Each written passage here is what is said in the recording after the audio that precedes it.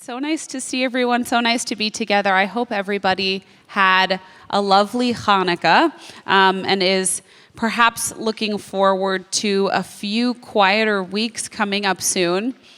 Rabbi Blake is away this weekend. He's in Washington, D.C. The Union for Reform Judaism is hosting a large movement-wide gathering in Washington, D.C. It's not like the biennials of old where you would have, 5,000 Reform Jews in a room, but trying to kind of restart the idea of gathering as a movement now post-COVID. And so Rabbi Blake is representing our congregation at that gathering. And it's really a pleasure for Oren and me to have the opportunity to be here today for session 5 of the History of Zionism class. I don't know if Rabbi Blake mentioned, I think there is going now to be a session 6 because he said he didn't quite get through the material.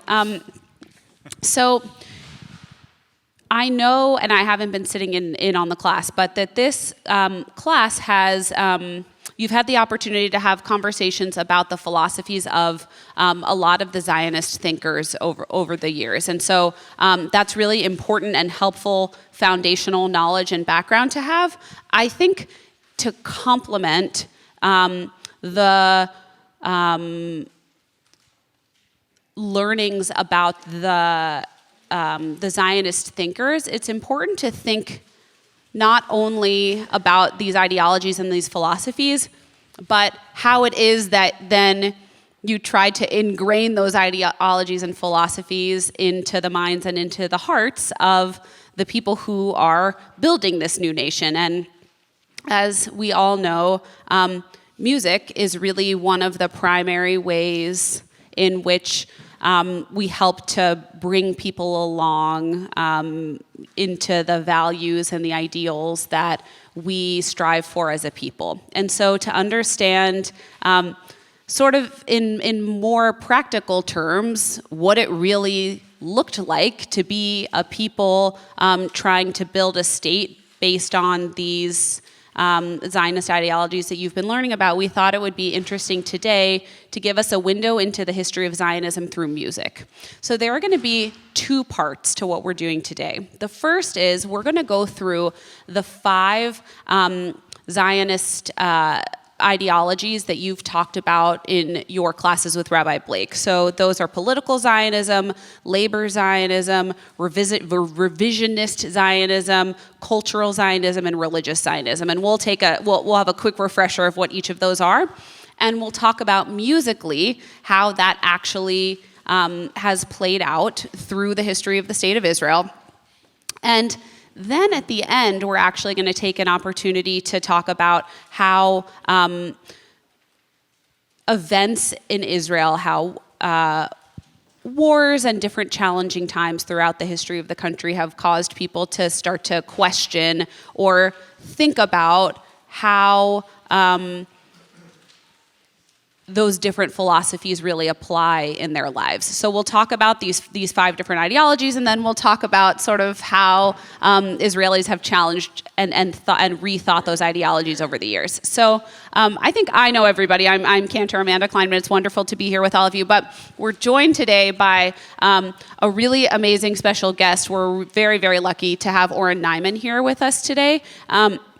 You may know Oren, you probably know Oren because he has been at WRT for decades as both a musician and at different times as a teacher in what used to be the religious school and what is now the JLL. And Oren, in addition to just being a wonderful musician himself, is really a scholar of this music and brings both his own personal life experience and just a broad wealth of scholarly knowledge around this to us today. And so I wanted to just give Oren a second to introduce himself and talk a little bit about his connection to this topic and this music.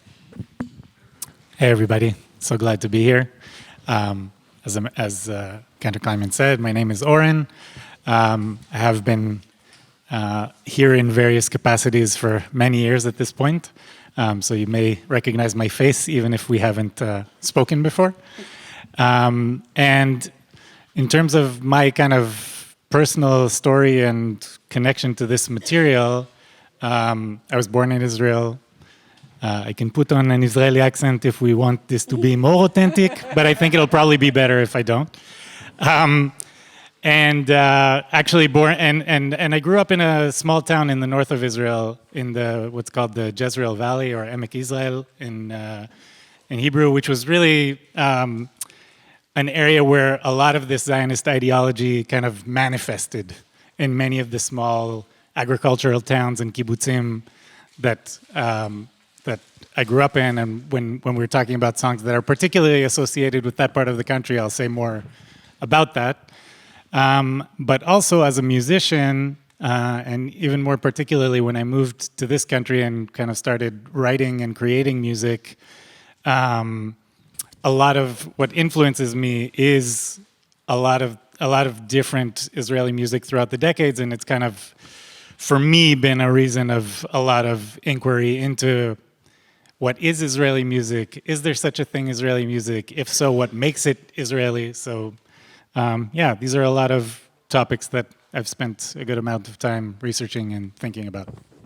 We're very lucky to have you with us today, adding your depth of knowledge to our conversation today. So, and please feel free to, I know that this format makes it a little harder for things to feel participatory, but please feel free to just raise a hand and jump in. We really want this to feel interactive and want everyone to feel like you have an opportunity to both question and comment throughout our discussion. I hope that when you came in, you saw, and if you didn't, maybe you'll run and grab, there's a packet that says song lyrics on the top. We want to make sure everybody has all the lyrics for the music that we're going to be looking at today, and there are more copies on the table right outside this room. So, as I mentioned before, and Rabbi Blake shared his class materials with me, you talked about 5 different philosophies or 5 different ideologies of Zionism. So we're going to go through each of those 5 and talk about how those have played out in the history of the country through music. So the first Zionist ideology that you talked about was political Zionism, right? As probably most notably exemplified by Herzl. Right? And this is really just the idea that Jews must live as a sovereign people in their own land, if you were to sort of just distill it down into one sentence. And we know that there were some questions that came along with that. For example, for a time, there was a question of, did that land need to be Israel, or could that be a different land, right? So not all the details were necessarily ironed out at the time, but the idea that political sovereignty for the Jewish people is something that was, essential to us as a people. And I think to get us started today, the song that I think is best associated with this form of political Zionism is probably Israel's national anthem, Hatikva, right? We're not going to play Hatikva today. We've all heard Hatikva before. You can see, though, that the song lyrics are on the first page of your song lyrics packet. But we're actually going to talk about Hatikva is a very interesting choice of national anthem for Israel, and a very interesting case study because there is a lot that's not exactly right about having Hatikva be the national anthem of Israel. The text of Hatikva comes from a poem that was called Tikvatenu, which means our hope. It was written by Naftali Hertz Imber in the 1870s. Imber was from Galicia. And he started by writing a shorter poem, and then he had an opportunity to visit what was then Palestine himself, and he was then moved to expand the poem to nine stanzas. I'll ask this again in a few minutes, but can anybody think of reasons why Hatikva shouldn't be Israel's national anthem?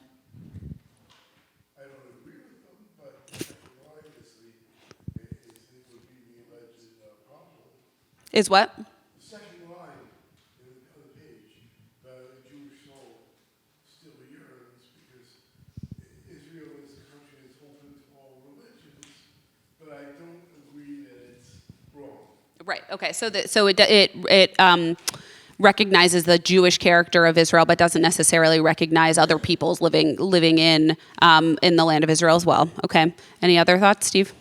It's also kind of a yearning for what could become as opposed to what is. Right? Okay, so this is a yearning for what could be instead of a celebration of what is, right? And it's really interesting. We chose a text that was written in the 1870s and not something that was written actually for the founding of the state of Israel. So it's a song of yearning instead of a song of celebration of sovereignty. That's great. Anyone else?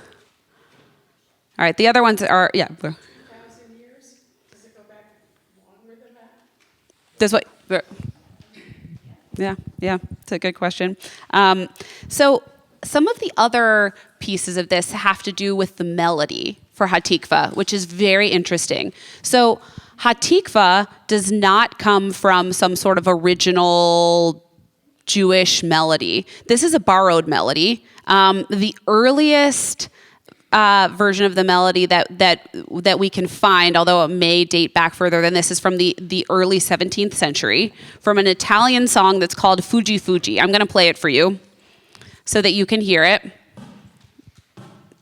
But what you'll hear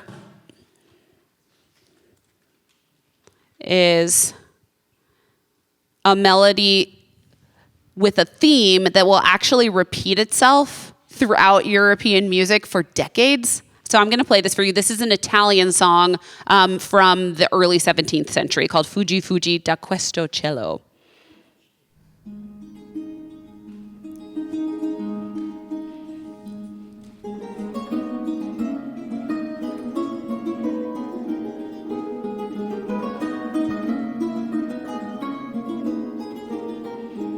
Fuggi, fuggi, fuggi da questo cielo aspro e duro, spietato cielo. Fuggi, fuggi, fuggi da questo cielo aspro e duro, spietato cielo. Tu che tutto è prigione leghi, neve il pianto ti frangio, pieghi, fier ti diranno, cederanno. Fuggi, fuggi, fuggi da dove il verno sulle brine asseggio eterno. Vieni, vieni candida, vien vermiglia, tu del mondo sei maraviglia. Vieni, vieni candida, vien vermiglia, tu del mondo sei maraviglia. Tu nemica d'amare noi e dona l'anima delle gioie. Messaggera per primavera, tu sei dell'anno la giovinezza, tu del mondo sei la vaghezza. We'll stop it right there, but you probably heard this recurring theme of do do do do do do do do do do Kolo balev of Penima Fuji Fuji Fuji da questa cielo, right? So this is the earliest version that we have. It was actually most well known as a late 19th century Bohemian tone poem called Die Moldau. I'm not a good German speaker, but you can look that up on YouTube as well. So the melody is actually not a Jewish melody. It's also kind of a sad melody, right? It's the melody is a melody of yearning as well. And if you look at the text, it is not a text that is. It's not a biblical text. It's not a text that necessarily draws us back to something in our Jewish past that we can connect to easily. Yes, it draws us back to the idea of yearning, right? This yearning that we've done for thousands of years. But we don't see, references to biblical ideas or stories or prayers. So it's a really interesting choice of anthem for Israel, and actually it didn't become the Zionist national anthem until the early 1930s. And I don't know if anybody can guess what year Hatikva became the official national anthem of Israel. I don't know if anybody knows. 2004. Yeah. So Hatikva did not. Yeah, go ahead. No, I was just going to say that Please. I think that this is just, it's not something that I've researched, but I wouldn't be surprised if it was like many other things in the founding moments it was just a choice of haste and like, oh, everybody knows this song. Let's just, I would believe that. I would totally believe that that's the way the discussion happened. And I mean, the truth is even in that, and there are stories throughout the decades of conversations being had of what song might replace it as an anthem. Probably the most well-known example of that is when Naomi Shemer wrote "Jerusalem of Gold." It became such a popular song that there were conversations where it was brought up that maybe that should become the national anthem, which she was not in favor of. Yeah. Right. Yeah, Jim. If that's the case, so why did my 1965 World Book state that Hatikva was the anthem of Israel? It was sort of it was the de facto anthem of Israel, but was not the official anthem. And that was actually for multiple reasons. Partially the reasons that we've discussed, right? This idea of like, oh, well, I'm sure we'll come up with something better or something that makes more sense for us later. But part of it also was exactly what Jim brought up before, this idea that that Hatikva did not necessarily represent all of the peoples who live in the land of Israel. And so, perhaps it was not necessarily an appropriate anthem in that regard. And that was another actually part of the debate and part of the conversation as well. I don't know, I tend to think of it sort of like Kol Nidre. You may or may not know, Kol Nidre was a very controversial Jewish text that actually was taken out of Yom Kippur services in a number of communities for a number of years because the whole idea that that Jews once a year would be nullifying any of their future promises over the coming year is something that people were always afraid would, become a basis for anti-Semitism, though they weren't necessarily calling it anti-Semitism at the time. And so, there were a number of rabbis really kind of like throughout the Middle Ages and beyond who wanted to take Kol Nidre out of the service, but people were just so attached to it and so attached to the melody in particular that it stuck around, and we still have Kol Nidre in our services now. And so sometimes I think about Hatikva as sort of an example of that in certain ways. So that was the example of political Zionism that we wanted to talk a little bit about. And it's, again, I think there is more opportunity for purity in written philosophy. And when you get into music, is when things start to get a little bit messier because you're talking about what it is that's touching people's hearts. And so I think that's why it's really interesting to start with an example like Hatikva. Yeah, actually, now that you're saying it, the Hatikva story really, it's an interesting similarity to the Herzl thing of like, he wasn't necessarily married to the state of Israel as the place. And it was really more an understanding that is the only place where he could convince particularly Jews of Eastern Europe and Russia to go to. And that is when it kind of crystallized as an idea. So it is kind of similar. Yeah. So the second philosophy of Zionism that you spoke about with Rabbi Blake was the philosophy of labor Zionism. Some of the thinkers that you talked a lot about A.D. Gordon, who was the founder of this idea of labor Zionism, the idea that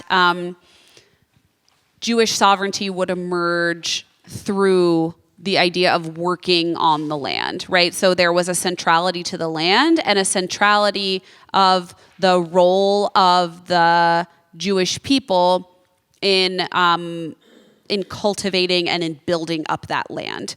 There's another thinker that I don't know if you spoke about with Rabbi Blake named Max Nordau.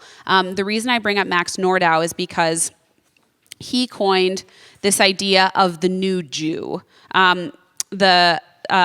He was born in Hungary and was a physician and became very involved in later Zionist congresses. But he believed in this idea that Jews of old had been weak and frail and pale looking, from living in these crowded ghettos, and that the new Jew was somebody who was spending a lot of time outside and working the fields and, getting a wonderful tan and growing muscles. And I think, cannot underestimate the importance of this ideology and philosophy in the establishment of the state of Israel. Helene, I saw you were about to say something. I don't know if there was anything you were going to add there, but no, okay. And if you think about the idea of the kibbutz movement, it was based in huge part on this idea of labor Zionism and this idea of the new Jew. And so there's a song that we'd like to share with all of you that's called Shir HaEmek. It's a really, really, really beautiful song. You won't get to hear quite as much of the beauty of it, actually, because of the way in which I'm going to show it to you and the context in which it was written. If you ever hear us do it at services, you'll hear it a little bit differently. You'll Actually, see. Yeah. I queued up one more version. Okay, that we great. can So maybe we can listen to get a both sampling parts. of. Okay, good. You can see the text on the second half of the first page, and I think it goes on to the top of the second page as well. Mm-hmm. So.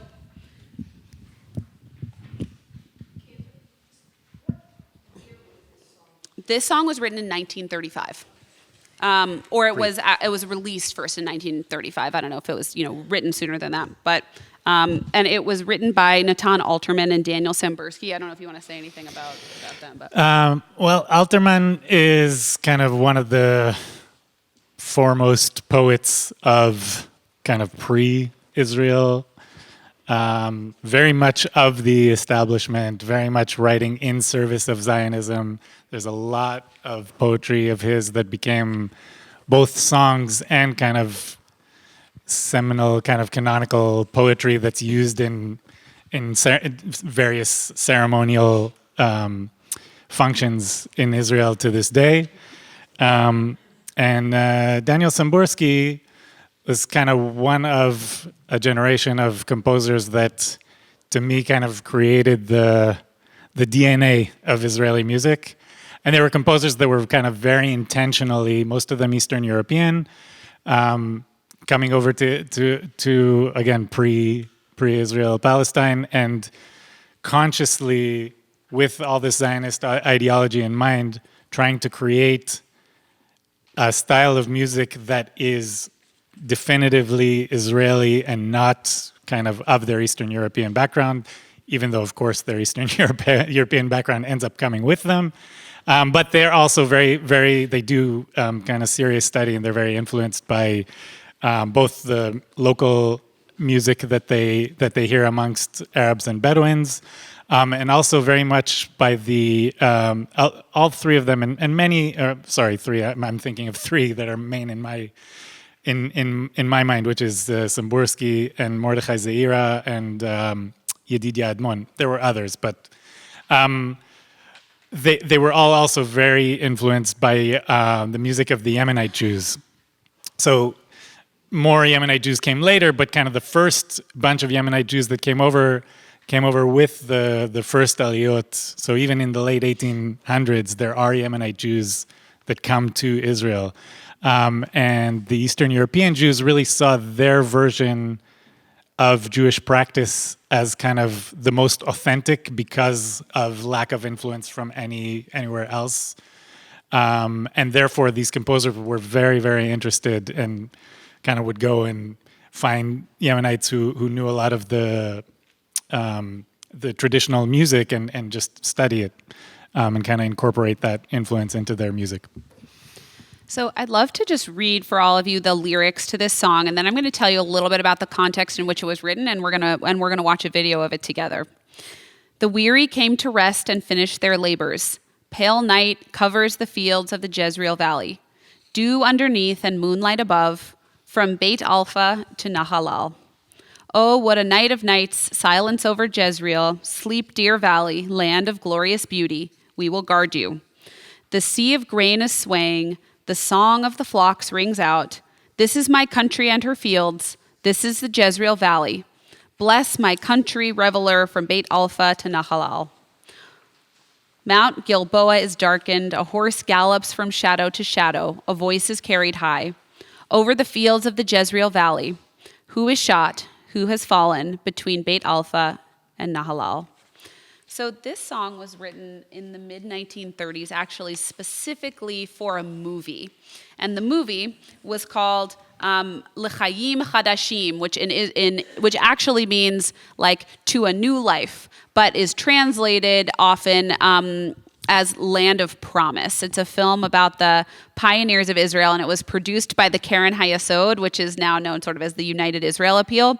And you'll see that I'm not going to say much about the imagery of what is in this video and what is in this movie. You'll see exactly how they're trying to enforce these ideals of labor Zionism in the way that they created the song and the video together. But what I will tell you is this is actually some rare footage that was posted on YouTube. The final stanza of the song we read says, "Who is shot, who has fallen between Beit Alpha and Nahalal."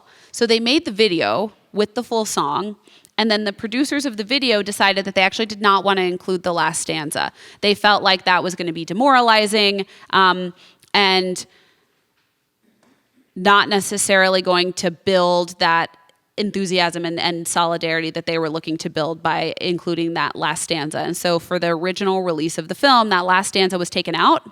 And this is some rare footage that actually includes that last stanza. So I'm going to show you, this is a clip from the movie where they sing the song in the movie.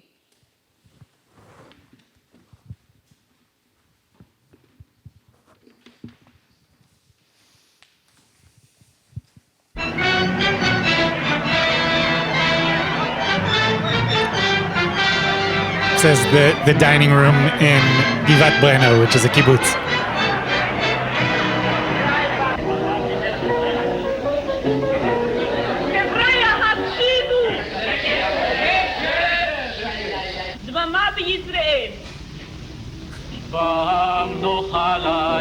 That's actually the composer.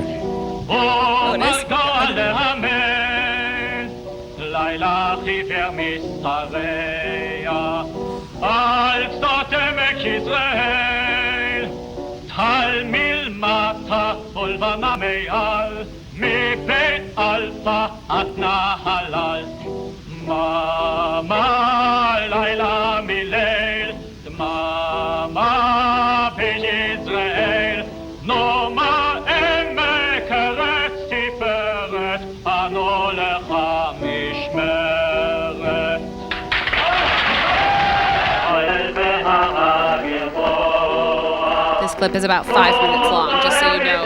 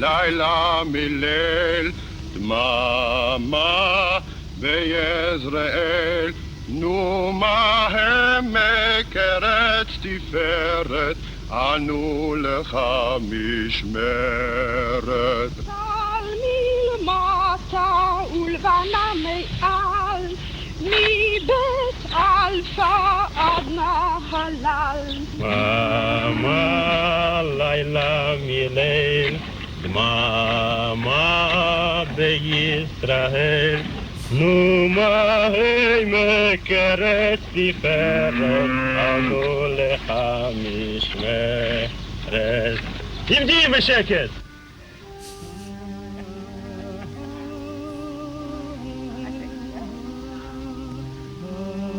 No, I think it's just a movie that they made. I do think that the scene in the kibbutz a dining hall. I mean, I don't know, but that I would believe is just the real dining hall. Yeah. Oh, absolutely. Yeah. Yes. Right. Yes. Yes.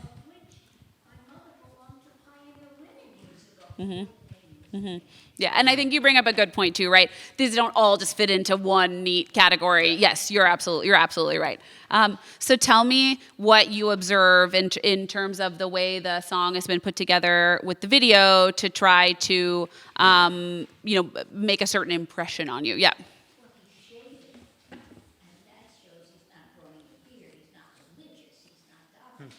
Yeah. Oh, that's a great observation, right? Yeah. So there's sort of a secular, right? There's sort of a secularism to it. Yeah. Yeah. And I think at the time, it's a very idealized portrait of life, clear. It really happened. No, but I mean, they were marshes and malaria. Right. It wasn't so easy. Right. You're right. Also, yeah. the other thing to your point that I think is interesting is that this is kind of the way of life that was spoken about the most. In reality, percentage-wise, the amount of people that were in the moshavim and the kibbutzim was Like much 10% much of the smaller country at than its peak, I think, than right? urban Yeah. than people who ended up in urban environments. Yeah. The other thing that you noticed at the beginning, they start in the kibbutz dining room all singing together. There was a concept in early Israel that has continued to some extent since then, called Shira B'tzibor, which means communal singing. And it was the idea on kibbutzim, but also just like sometimes in town squares and in, a lot of different places that people would come together just to sing the foundational building block songs of Israel. And that was sort of a culture building effort to have everybody coming together to sing songs together that reflect their shared values. Yeah. I recently read the biography of Golda Meir called All the Women in the Room, and she very much started out in that type of setting. And the theme of this book was she really feminist or not a feminist? It wasn't very good, but it very much evoked that sort of, kibbutz environment, singing at night, working all day. Yeah. Go ahead. It was, I mean, for those composers who kind of were doing this type of work at the time, I mean, probably really everywhere in the world at the time, but certainly in Israel, that was the way to get this, to see if a song is going to become part of the canon. You would go to a kibbutz and play it in the dining hall and see if it catches on, So that in that sense, that scene is very authentic. That is really the way they got their songs out there, And the communal singing, the Shira B'tzibur, is still something that people, I mean, whether it's that generation or like my dad's generation in Israel, it's still something that very much happens. That and the folk dancing thing, which kind of went, those two things were kind of created together at the same time, and they are still very big. Like it's. Yeah, right, and that comes straight out of that for sure, absolutely. Yeah, and you see, to Oren's point earlier that people who lived on kibbutzim made up a pretty small percentage of Israel's population throughout its history, but had a very outsized proportion of, for example, officers in the army. And so while this was a small group in Israel's history, it had a very outsized sort of influence. The other thing that I think is interesting is that the video doesn't just have everybody singing together in the dining hall, but shows people singing these songs while doing everyday tasks. And I think that creating that association for people, like that these are the values that we want to guide you when you're shaving, when you're, when you're milking a cow, right? Like we want these to permeate every part of your life. Yeah, please. And they all look really healthy. That's right. Yes, that's right. That's right. Yeah. Do you want to talk a little bit about your personal connection to Well, this I was song, going to or- say, I was actually, so this is the valley that I grew up in. Naalal, that's spoken about in this song, that's where I went to high school. And it is, like Cantor Kleinman was saying, in terms of kind of both the army generals, Moshe Dayan came from Naalal. Many kind of particularly of those generations, but even to this day, it's an environment that is very much steeped in this ideology, and also on the other hand, because I think it's so formative, and because these kind of composers and other artists also came and brought this music, there's also kind of very many of the really important poets and singers also came from those environments. So, for example, Yonatan Geffen, who was one of Israel's formative poets, died in the last few years, was also from Naalal. So I remember, for me, if I look at this song, what it makes me think of is like, for example, on Shavuot every year, there was this big celebration in Naalal, and it didn't look like that, but it didn't look very far from that either, Mm-hmm. And, everybody would gather, and there would be tractors and bales of hay and horses, and it was this kind of celebration of what, to this day, of kind of what was idealized in those movements. The Emek Yizrael, the Jezreel Valley, is kind of, it's north but not like super north. So if you think about Haifa, you go inland a little bit, it's kind of between Haifa and the Kinneret, kind of smack dab in the middle. The place, really, the place in the valley that people who come to visit Israel see most is Nazareth, which is completely in that neighborhood. Yeah. Two things. I find it interesting that a song that's about Zionism is so focused on this one valley, and also even though they remove that last verse, the idea that you need to be guarded at night is still very much a part of Yes. Yeah, I will say that, it's interesting that when facing the West, they would cut something like that out. But for the people living there at the time, a lot of these songs were very real about that. I mean, there was no covering up that was part of daily life. Also, the only other thing I'll say, just on a musical, yeah, right, of course. The only thing I'll say, just on just wearing my musician hat, is that the melody here is to me, a really good example of this kind of attempt. Daniel Sambursky was a German Jew, and writing a melody like this with the kind of syncopation that's in there is an attempt of creating music that has Western harmony in it, but that kind of Middle Eastern syncopation. So I'll just give you, the song, if this is the tempo.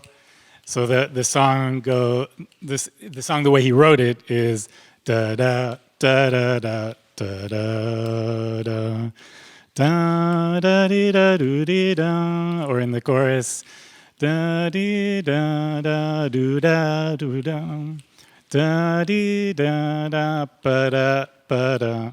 If this was like, in more kind of European style of that time, it would be da da da da da da da da, as opposed to da da da da da da.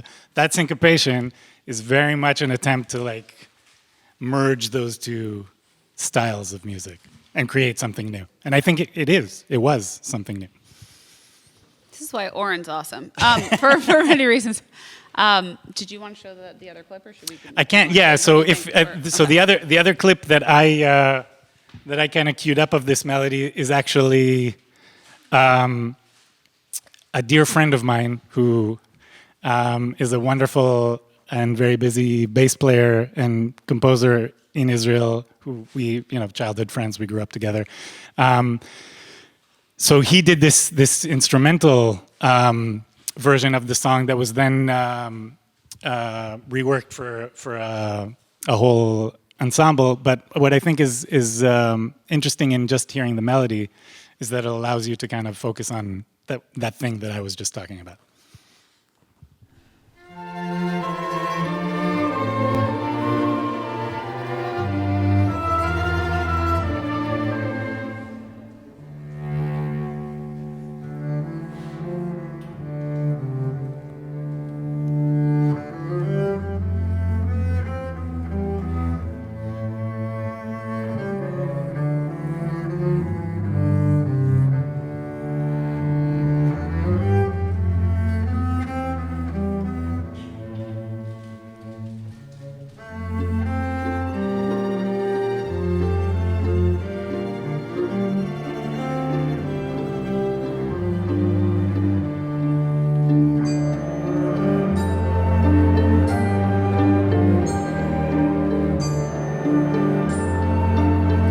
Do you hear people the crowd singing? just Yeah. like this.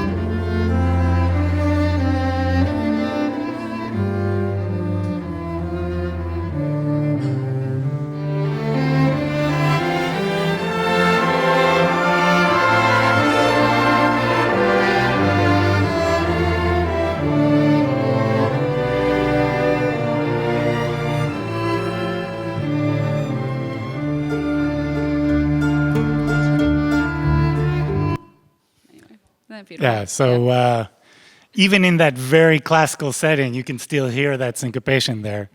And so, I don't know, I just thought it was a nice example where you could really focus on the music. Yeah. Like I was saying before, when you watch the original video, you actually don't realize how beautiful the song is because they're just like yelling it in the dining hall, which is the point. But it's really a beautiful melody. So we've talked a little bit about political Zionism. We've talked a little bit about labor Zionism. We'd like to shift gears now and talk about revisionist Zionism. This was, I think the main thinker that you spoke about here was Zev Jabotinsky, who lived from 1880 to 1940, who was born in Odessa. And Jabotinsky's Zionist philosophy was a sort of revision of mainstream Zionism with the idea that the approach to Zionism so far had been a gradual approach to acquiring land and to building on it, and Jabotinsky thought that approach was perhaps too passive, and so he really promoted the importance of Jewish self-defense and building armies that would help the Jewish people, further their Zionist goals and build the state of Israel. So he did a lot of work, organizing self-defense units in Europe, and then also, of course, was an important military figure in Palestine as well. He died before the founding of the state of Israel. He also founded the youth movement Beitar, which was designed to, sort of physically train the youth of Europe. And so we can really see the influence of revisionist Zionism through what were called the army bands. So we know there are army bands in the United States as well. In Israel, army bands are like a totally different thing, and they were hugely fundamental to building Israel's musical culture, particularly in the first 3.5 decades or so of the nation's founding. But it was a big deal to be in an army band, and like the best new songs were coming out through the army bands. And so this sort of like centralization of musical culture around what was happening in the army, I think, is a very good demonstration of this kind of revisionist Zionism. And there's a song that we're gonna to talk about with you, and that we're gonna play for you, that Oren can talk a little bit about. This is the Shir Leut, right? Yeah. So On page 2, by the way.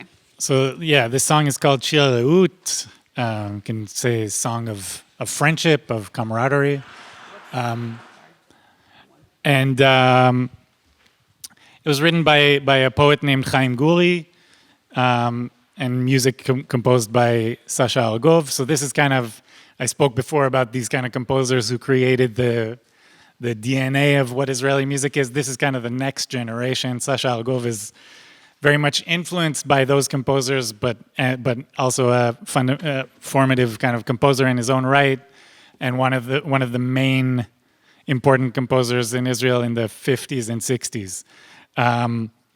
Shir Reut was a song that was written by Chaim Guri in 1948, in the winter of 1948, so about a year into the War of Independence, and very much kind of with the war going on on his mind. So particularly, if you can see, I mean, we can look at all the lyrics, but that second stanza where he says, time goes on, do we notice at all how the months have gone by one? Time goes on, there are a few of us left, and so many we once knew are gone. So it's interesting that in the translation they didn't, he specifically says a year has passed. So he was really marking the time that he was writing the song rather than just time goes on in general. But you know, in that war, the losses were so massive that those who survived were really kind of dealing in a very tangible way with the level of loss. So that's kind of the first thing that strikes me when I look at the lyrics. But then the chorus is really what became kind of a formative, repeated trope, if you will, which is okay, so they are gone from our midst, all their laughter, their youth, and their splendor. This is a little bit of a poetic translation, but I'll give you kind of a direct translation if I can. So in Hebrew it says, Ach niskor et kulam et yefei hablorit ve'atoar. So we'll remember them all with it talks about the blorit, which is like this kind of comb-over hairstyle that was like of the time. But like basically these beautiful guys. And this type of friendship we will never be able to forget, or this type of camaraderie. So I think that line is probably the most recognized and repeated line, and it's, you know, this song is part of Memorial Day in Israel every year, all over the country, on the radio, in ceremonies. It was also really well known as Yitzhak Rabin's favorite song. So it's something that he spoke of many times throughout his life. It's not just something that just came up after he was murdered. And so this song was really written before the IDF was the IDF. It was, you know, there were kind of different factions, the main one of which was the Palmach. And Yitzhak Rabin was one of the Palmach generals in the War of Independence. So I think that, you know, the song obviously had a very personal resonance for him. Should we listen? Great. Sure. And one thing I'll also point out, by the way, as we're listening, is I think it's important to note that even in the songs of the army bands, that people are grappling with what it means to serve and what it means to experience that immense sort of loss, right? And often you would expect that an army song would be much more celebratory, and some of them were, but the army and the army bands didn't shy away from that grappling as well. And by the way, like sometimes they crossed a line into what sort of the higher ups felt like had gone too far. And so there were certain songs that, and I'm trying to think of an example of one that came out and then immediately were pulled back.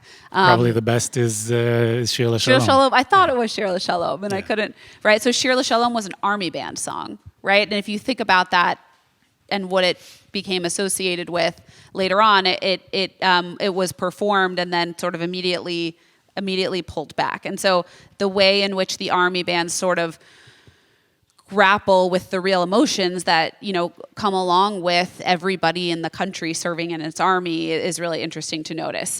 So I'll play the song now. I apologize because Cantor, the ad. Yeah, of course, please.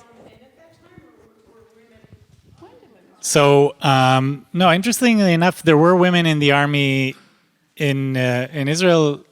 Well, actually, in the War of Independence, there were women in the service.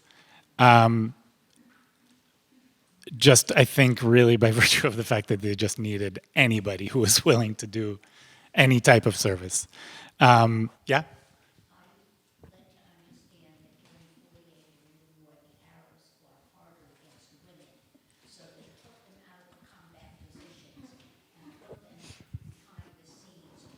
Right. I mean, think about Hannah Senish, right? So, yeah. Yeah, so it did. I actually never heard that specific, but it makes total sense. But yeah, so women were involved from the beginning. It is true that after 48, there's kind of a good gap of, I don't know, 40 years before the discussion of women returning to combat positions. Right. Yeah. But then in the 90s again, so women always served, but it was more in kind of office positions and that type of stuff. And then in the 90s, the conversation kind of came back of women being allowed into combat positions, and now it's actually fairly common. Okay, so here's the song. I apologize for the ad that has 3 more seconds left to go. All right. Okay. And this is an army band performing it. One of the army bands.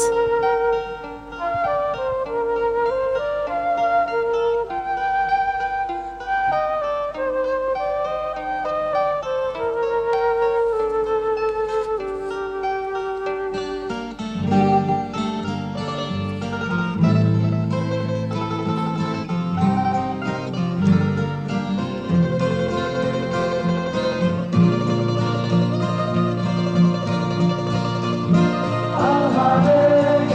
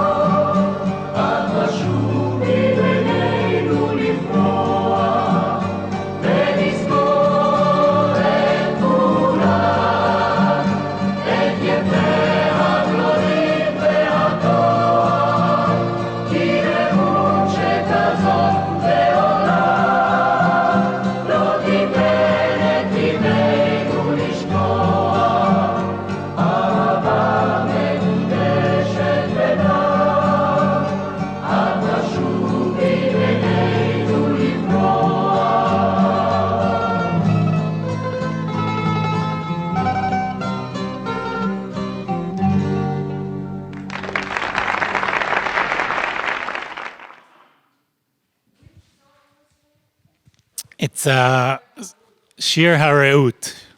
So start at the bottom of page, or the middle of page 2, and continue through the middle of page 3. And notice just in terms of kind of the setup of the army bands, it's mainly singers and acoustic instruments, guitars, maybe a flute. And I think that was just a very practical choice that, during a lot of these, particularly during the military operations, these guys could all fit into one Jeep, go to a little fort with 10 people, do a performance, move on to the next one. You didn't need any kind of backline. It was just, that's literally what it looked like when they came to perform. And that allowed them to just go from place to place to many, many different small locations and do performances. Anything else on this? So we have 2 other Zionist philosophies we're going to be talking about today. I'm guessing we're not going to get to the songs at the end, but we'll see. The next one is cultural Zionism. And this is the philosophy of really kind of Achad Ha'am is the best known thinker who wrote about cultural Zionism.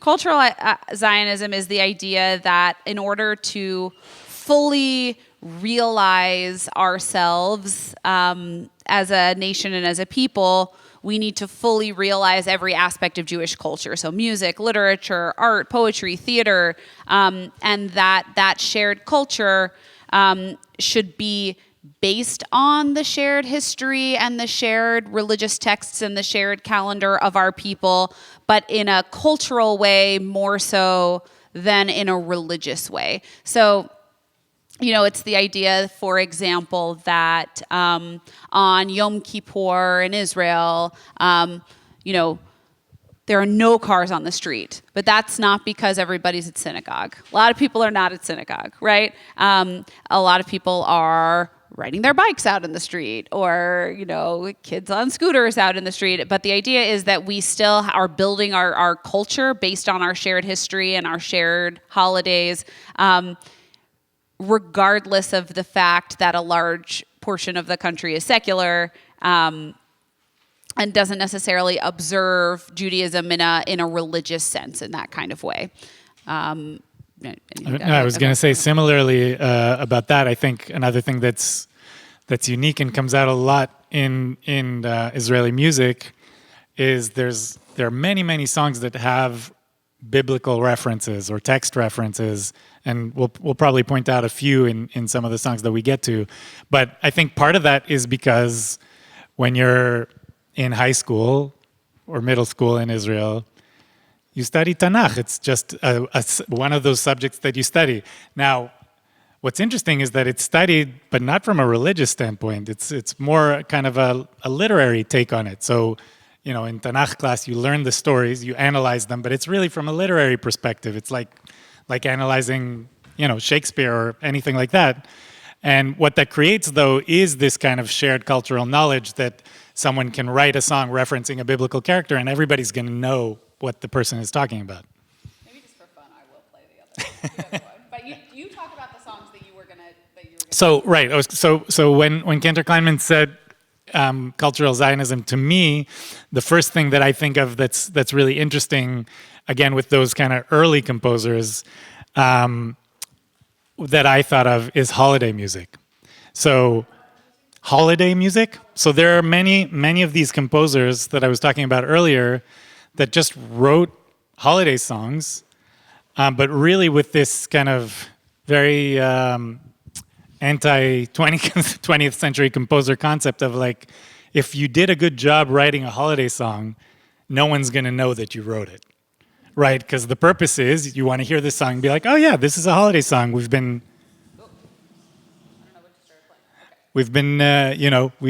singing this song for hundreds of years.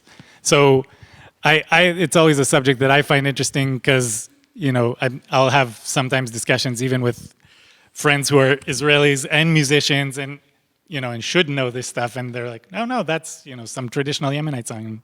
No, actually it was written by, the one that I'm thinking about, for example, is this song Shoshanat Yaakov, which is a Purim song, and which everybody thinks is a folk song, but it was written by this composer named Yedidia Admon. He was a Ukrainian Jew. A lot of people think this is, like I've heard from several people, that this is a traditional Yemenite melody. It's not. So, you know, there are many different versions of it, but I'll just play one quick. And these are all very short because they're holiday songs and meant to be short. Why is this not? There we go. Wait, that's playing a different. Playing a different song from a different. Hold on, it's not the It's right this song. one. Okay, hold on. It's weird that happened. Okay, let's go back. Yeah, try that one. Okay. שושנת יעקב צהלה ושמחה בראותם יחד תכלת מרדכי שושנת יעקב צהלה ושמחה בראותם יחד תכלת מרדכי תשועתם הייתה לנצח תקוותם בכל דור ודור ברוך מרדכי היהודי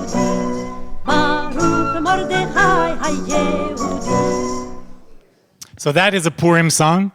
In Israel, it's one of those songs that everybody knows. And I'll play one other example. I think it's, Yeah, go ahead. I'm going to mention just one thing, which you can see sort of some shared themes between some of these religious texts and Zionist ideals. So in the Purim song we just listened to, the second stanza, the words are Teshuatam Hayita Lanetzach Tikvatam Bechol Dor Vador Baruch Mordechai HaYehudi. So like it's basically like our salvation will be eternal and their hope will be in every generation, right? So that's a theme that relates to the holiday of Purim and the salvation of the Jewish people from Haman's plot to kill the Jews, but it's also a theme that like really resonates in a Zionist capacity as well. This idea of tikvatam, right? Hatikva, the hope enduring throughout the generations. And so I think a big piece of the formation of cultural Zionism was taking these inspirational ideas from biblical stories and then applying them to us now as, you know, modern Jews who have once again found sovereignty in our land. So this other one is a song called Banu Choshech Legaresh. It's probably my personal favorite Hanukkah song. Maybe try the top one. Okay. Yeah.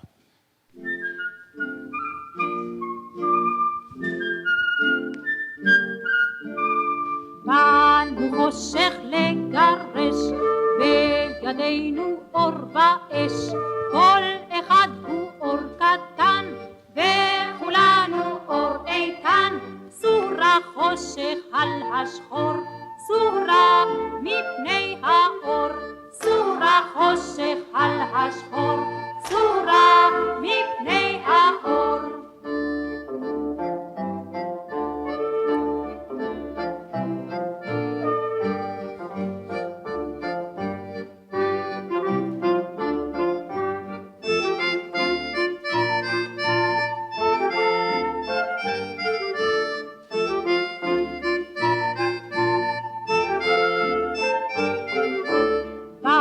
חושך לגרש, בידינו אור ואש, כל אחד הוא אור קטן, וכולנו אור איתן, סורה חושך על השחור, סורה מפני האור, סורה חושך על השחור, סורה מפני האור. What's that? So this one is a Hanukkah song. I'll just do a quick translation of the lyrics. So, Banu Choshech Legaresh, we came to extinguish the darkness. We have light and fire. Everyone is a little light, and all of us together are a powerful light. Get out darkness, move on, go away, or like Surah. Yeah. run away from the light, essentially. Or, so this kind of concept of expelling darkness. And again, a song that in Israel is a very well-known, very, very well-loved Hanukkah song, and one that people think was just around there forever, but no, it was written, in this case, even the lyrics were written by a woman named Sarah Levi Tanai, who was actually a kindergarten teacher, but also wrote many of these, or choreographed many well-known folk dances. And so again, just this idea of kind of creating a new culture, even, and again, if it's most successful, it's supposed to feel like it's been around forever. And I can say when I moved here, it was a surprise to me that all the holiday songs I grew up with are not known here. I assumed that everybody knows them. And I'll point out again, when you think about Hanukkah and the Maccabees and extinguishing the darkness, right? Like those are ideals that are very transferable over to Zionism as well. And I think it's important to notice which of the holidays are the ones that we're writing all the songs about, right? Purim and Hanukkah, and not one of the examples that we've not just festivals, but festivals whose story is a military victory. Right. And another one is that there are a lot of Israeli songs for Tu B'Shvat, the holiday of the trees. Again, when we talk about celebrating the land, right? We don't see, with a few exceptions, like a whole lot of these sort of Israeli cultural songs being written about Yom Kippur or Tisha B'Av or Passover necessarily, right?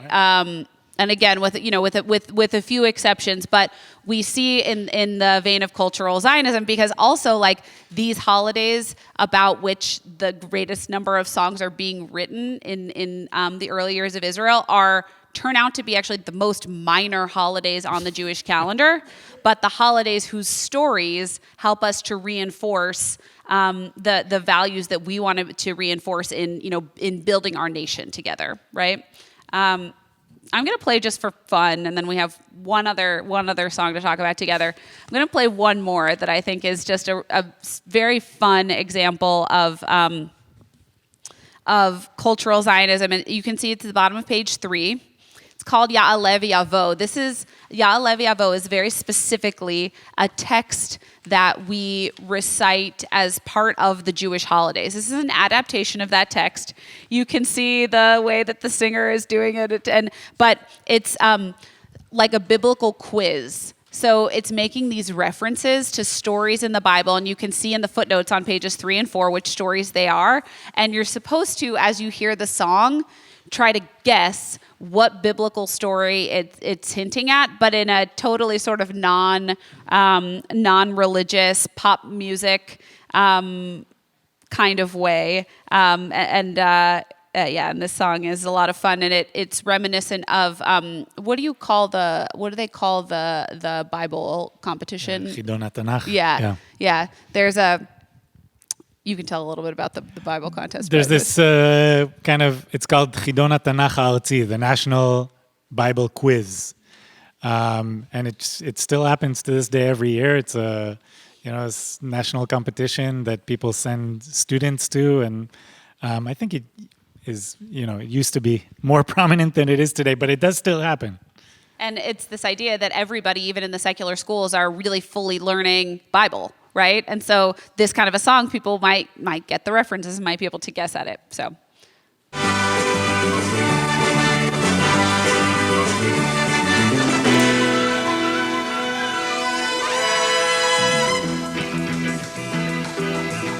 יעלה ויבוא, יעלה ויבוא, יעלה על הר נבו זה האיש אשר יראנה, ואליה לא יבוא, יעלה ויבוא, יעלה ויבוא, It just makes you smile to hear somebody like reciting these traditional words, like looking like one of the Beatles or something.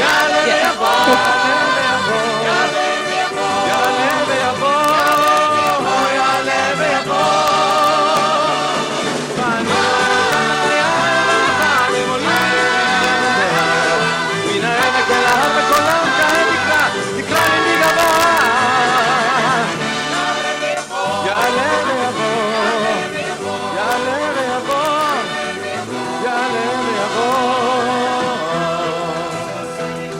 stop that one right there just because it's a fun example. But you can go home and I put in the footnotes what each of the different stanzas are a reference to, so you can go up and catch up on some of your obscure biblical references in the context of a very mainstream Israeli song. And just to connect with what we were talking about before, so that singer, his name is Gidi Gov. This is the early 70s, I would say 72 or 73. And he was fresh out of one of the prominent army bands. And that was already, it was really, the army bands until the end of the 70s were a launching pad for your career. Like, I'm talking, imagine like Bruce Springsteen in an army band. That's Gidi Gov. Totally. Did people do that as their service? Yeah. Yes, that was their service. But you knew if you wanted to be a musician or a singer, that was the way to be in. Like if you were in one of those army bands, the biggest singers that came out of the 70s in Israel were all army band people. All. Like without exception. So the Leonard Cohen story is a little bit of a separate story. We can, but yeah, it was not an army band, even though it was like a casual forming of something like an army band.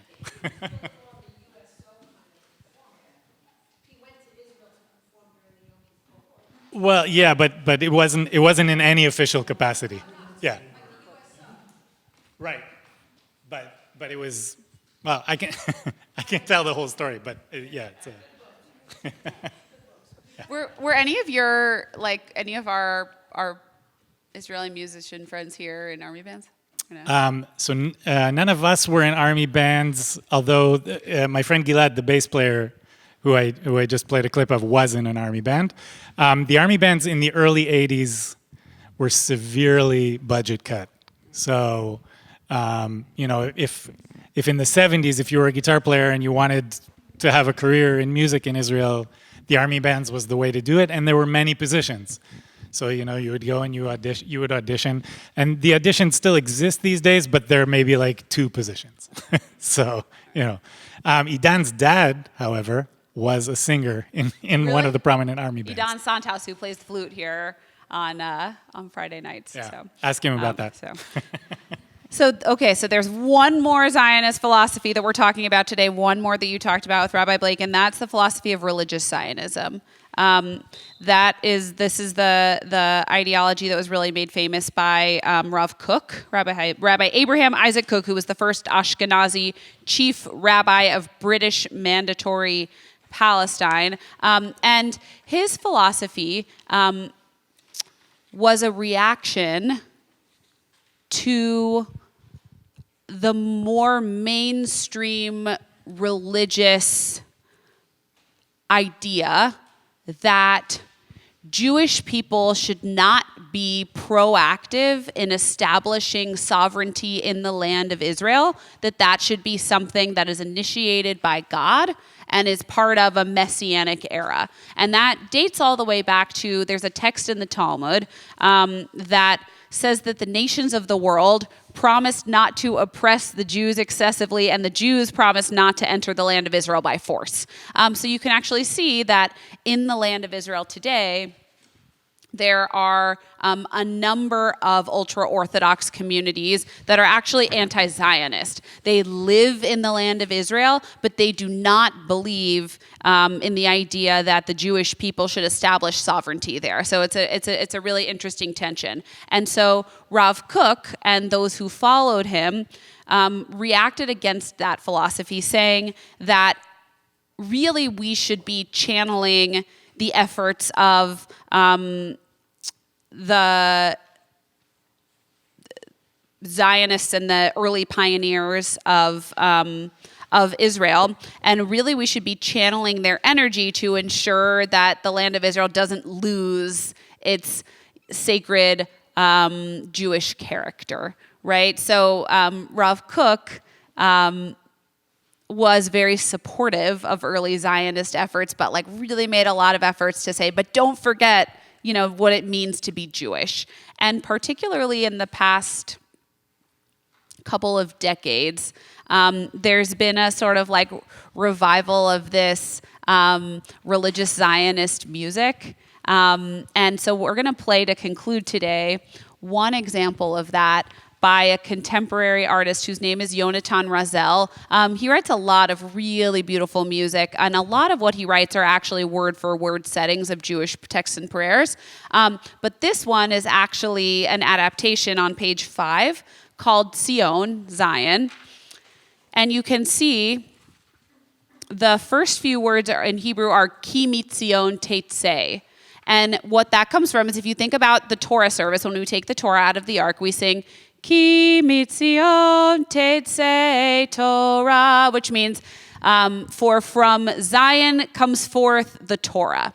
And so this song, he writes, from Zion comes forth, and then he writes an interpretive stanza based on those first few words of that liturgical text. And so this is a beautiful example, I think, of a creative and interpretive religious Zionist text. And this is going to be the last song that we're going to listen to today. After the advertisement. Okay.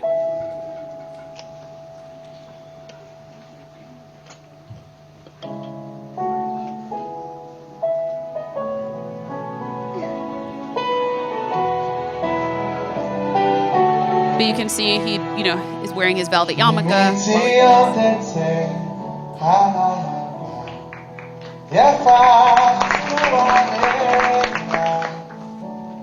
שחיכינו לה 2000 שנה בארץ רחוקה כי מציון תצא ההבנה יפה שלמה טהורה אשר שמענו אותה הפעם הראשונה בארץ רחוקה מספרת על השקט על האדם לוקחת אל כל המקומות הטובים שבעולם לוקחת אותי, אותך ובכלל כי מהאדם יוצא דבר אלוקים Really quickly. So at the top, by the way, this says Festival Gush Etzion. Okay? So Gush Etzion is a settlement outside of Jerusalem, okay, and that, by the way, is a really important part of the religious Zionist philosophy and ideology. Is the idea of continuing to settle the land, and as we all know, this has been an extremely contentious issue, right? The idea of these settlements, and so he's performing at this festival in Gush Etzion, in this settlement. ששמענו אותו הפעם הראשונה בארץ רחוקה כי מציון אצא אל העולם יפים מחוזקים ביחד כמו שעמדנו שם בפעם הראשונה בארץ רחוקה ונדע אז כולנו נגודל חזרה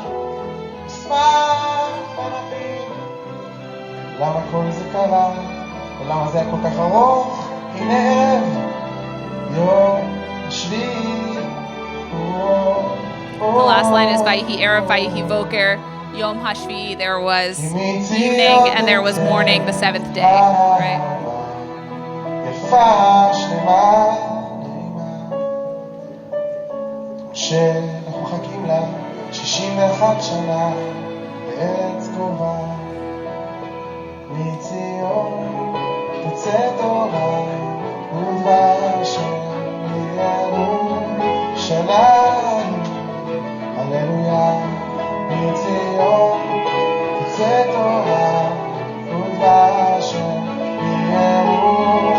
ירושלים הללויה לה לה לה תצא תורה ודבר ירושלים הללויה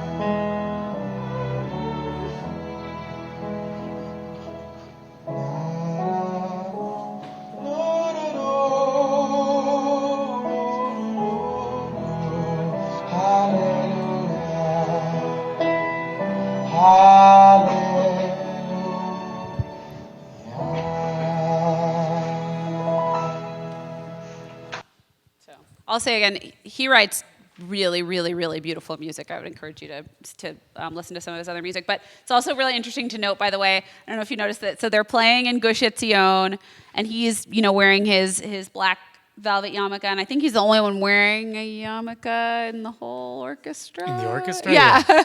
So, which is really which is just like it's interesting to see. So. Yeah, the kids are. Well, right. I mean, is a really interesting thing with these few singers who kind of come out of this movement that have had wide mainstream success, and it's something that they really kind of struggle with straddling both worlds. Because on the one hand, like Cantor Kleinman said, he's clearly a super gifted musician and a great singer, and people recognize that in the secular part of the country as well. On the other hand, as a singer of his background, what do you do if you're at a concert and there are women in the concert and they're dancing? And so there have been all kinds of, over the years, kind of different media scandals around him grappling with and really trying to figure out what that balance means for him. There was a scenario where he put black tape over his eyes in a performance so that if women are dancing, he wouldn't see it.